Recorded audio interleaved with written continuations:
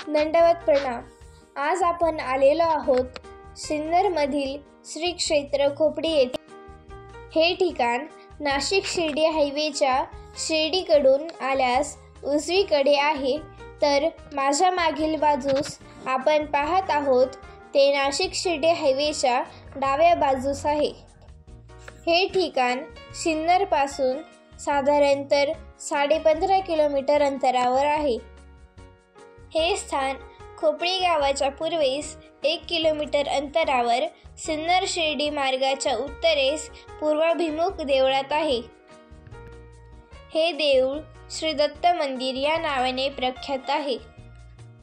सर्वज्ञ श्री चक्रधर प्रभू आपल्या परिभ्रमणाच्या पूर्वार्ध काळात वावीहून खोपडीला आले। ते या ठिकाणी एक रात्र मुक्कामी थांबले होते। दुसऱ्या दिवशी ते इथून सिन्नरला गेले। असे म्हटले जाते की ह्या मंदिरात भगवान सर्वज्ञ श्री चक्रधर स्वामींचा काल्पनिक चेहरा बनवला गेला आहे। हाच तो चेहरा जो चौथऱ्याजवळ आहे। येथे चैत्र पौर्णिमेच्या वेळी 3 दिवस जत्रा असते। 3 दिवसांच्या त्या जत्रेत देऊळ गाडीला आकर्षक सजावट करून स्वामींच्या पुतळ्याची गावात मिरवणूक काढली जाते। मंदिरात जे भाविक दर्शनासाठी येतात ते स्वामींच्या चरणी विडा अर्पण करतात।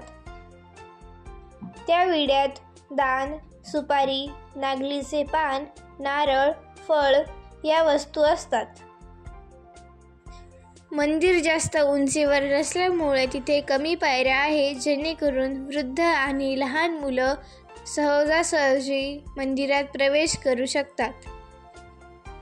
दत्त जयंतीच्या दिवशी इथे पूजा व उत्सव आयोजित केले जातात, जेथे अनेक भाविक सहभागी होतात।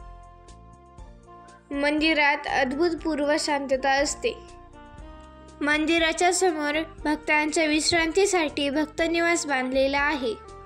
हे भक्तनिवास धार्मिक कार्यक्रमासाठी उपलब्ध करून दिले जाते। अशाच नवनवीन व्हिडिओसाठी व्हिडिओला लाईक, शेअर आणि चॅनलला सबस्क्राईब करायला विसरू नका। धन्यवाद। दंडवत प्रणाम।